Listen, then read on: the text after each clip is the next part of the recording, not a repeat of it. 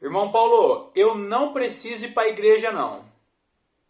Mas por que você não precisa ir para a igreja? Ah, porque a Bíblia diz que eu sou a igreja, diz também que Jesus é meu pastor, e sem falar que a igreja tem muita confusão. Eu vou buscar Deus em casa mesmo porque o Espírito Santo vai me revelar tudo. Bom, se está escrito na Bíblia, quem sou eu para contrariar? Será que é assim mesmo? Você não precisa sair de casa para buscar a Deus. Não existe essa história de congregar, de ir à igreja.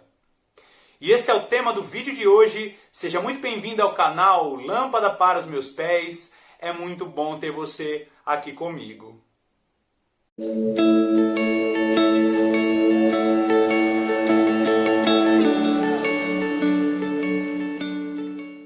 E eu já quero iniciar esse vídeo dizendo que todo aquele que quer ter intimidade com Deus, todo aquele que quer conhecer a vontade de Deus, precisa buscar a Deus dentro do próprio lar. Mas tem algumas pessoas aqui no YouTube mesmo dizendo que não é necessário ir à igreja porque nós podemos buscar a Deus em casa porque nós somos a igreja. Será que é isso mesmo que a Bíblia diz? Eu sugiro que você pegue a Bíblia e acompanhe comigo Romanos capítulo 12, versículos de 3 a 8. Diz assim: Porque pela graça que me foi dada, digo a cada um dentre vós que não pense de si mesmo além do que convém. Antes, pense com moderação, segundo a medida da fé que Deus repartiu a cada um. Porque assim como num só corpo temos muitos membros, mas nem todos os membros têm a mesma função. Assim também nós, conquanto muitos, somos um só corpo em Cristo e membros uns dos outros. Tendo, porém, diferentes dons, segundo a graça que nos foi dada, se profecia, seja segundo a proporção da fé, se ministério, dediquemo-nos ao ministério. Ou o que ensina, esmere-se no fazê-lo. Ou o que exorta, faça-o com dedicação. E o que contribui, com liberalidade. E o que preside, com diligência. Quem exerce misericórdia, com alegria. E nós iniciamos com esse texto de Romanos 12. Aqui vai falar que nós somos membros de um corpo. Então, se você ouviu aí que você é a igreja e não precisa do seu irmão ao lado, na realidade é bem o contrário, né? Olha o que o versículo 4 vai dizer. Porque assim como num só corpo temos muitos membros, mas nem todos os membros têm a mesma função. Eu tenho uma função no corpo de Cristo, você tem uma função no corpo de Cristo e assim por diante.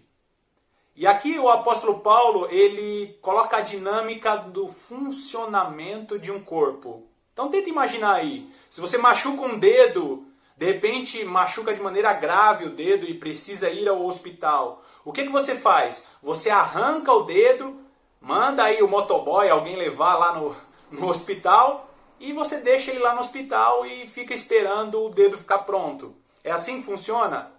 Certamente que não. Você vai, o corpo completo até o hospital, espera ali fazer o curativo no dedo e depois você volta com o corpo inteiro, com o dedo enfaixado e tudo mais. Então essa dinâmica ela funciona para o corpo de Cristo também. Quando uma pessoa ela está doente, o corpo inteiro padece. É muito importante nós entendermos essa dinâmica. Eu sou um membro, você é outro membro, o irmão ali é outro membro, e todos juntos formamos o corpo de Cristo. Não existe essa história de um corpo com apenas um membro, ou uma igreja com apenas uma pessoa.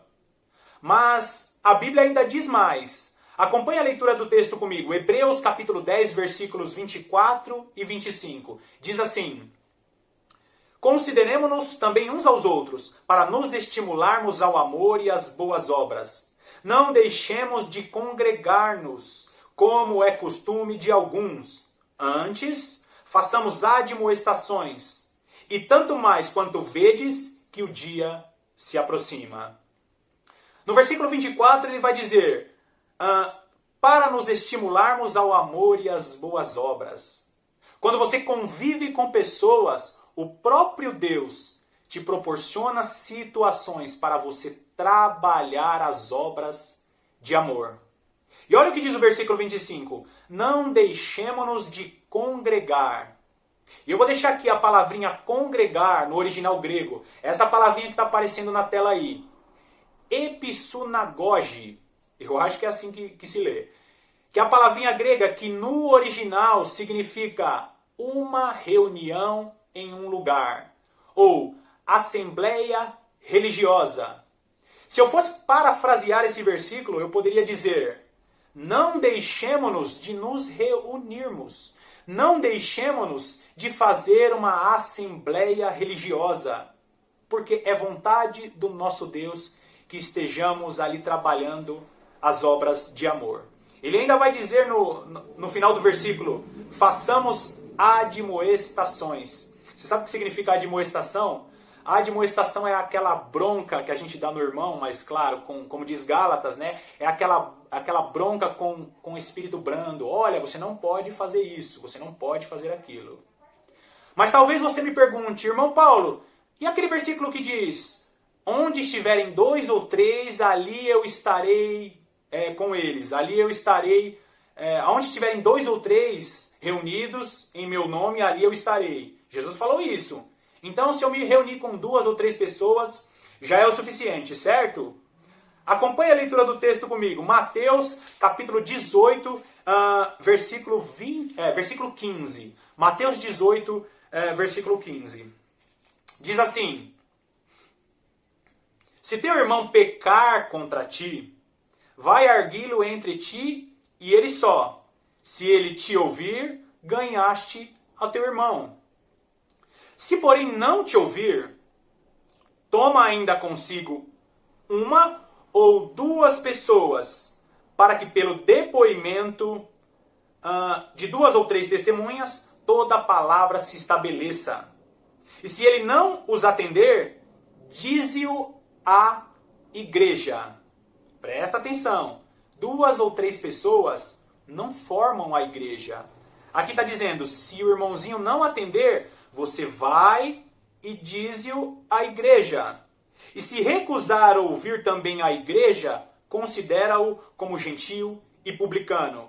Em verdade vos digo, que tudo que ligardes na terra terá sido ligado nos céus, e tudo que desligardes na terra terá sido desligado nos céus. Em verdade também vos digo, que se 2 dentre vós sobre a terra concordarem a respeito de qualquer coisa, porventura pedirem, ser-lhe-ás concedida por meu Pai que estais no céu. Porque onde estiverem 2 ou 3 reunidos em meu nome, ali eu estou no meio deles. Quando o texto diz, onde estiverem 2 ou 3 reunidos em meu nome, ali eu estarei, ele não está dizendo que 2 ou 3 são a igreja. Ele está dizendo na questão de resolver problemas de pecado. Aqui, principalmente no Brasil, nós não temos esse costume, né, de exortar os irmãos e falar, olha, irmão, você está errado, a palavra de Deus diz assim ou diz assado.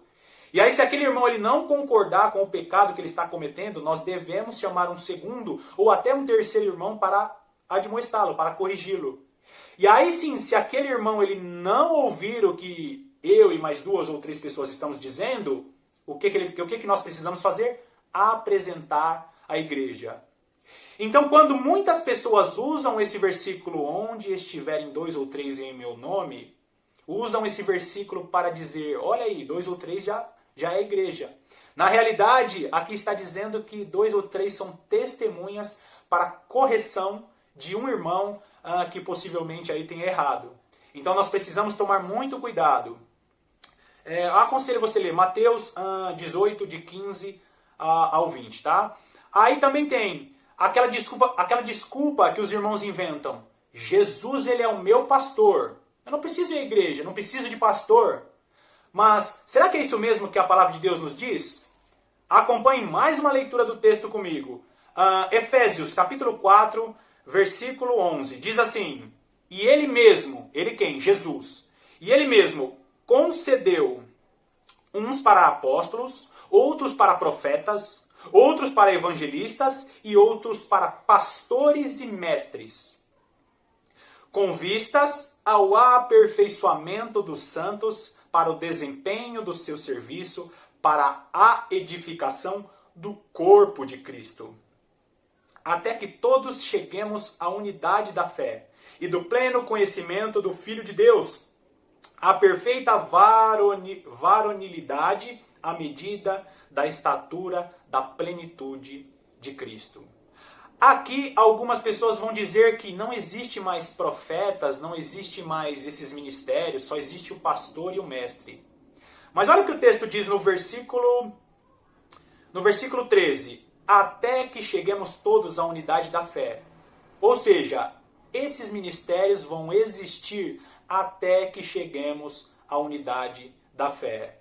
E vamos combinar, a igreja do Senhor está bem distante de chegar à unidade da fé. A perfeita varonilidade, ou seja, a perfeita estatura. É muito claro isso. Então, os ministérios que o Senhor colocou, estabeleceu para o bom funcionamento do corpo de Cristo são evangelistas, apóstolos, profetas, pastores e mestres, para o bom funcionamento do corpo de Cristo. Pode ser que você não se encaixe aqui em nenhum desses ministérios, mas com certeza você tem uma função no corpo de Cristo. E aí o que dizer daquelas pessoas que dizem, mas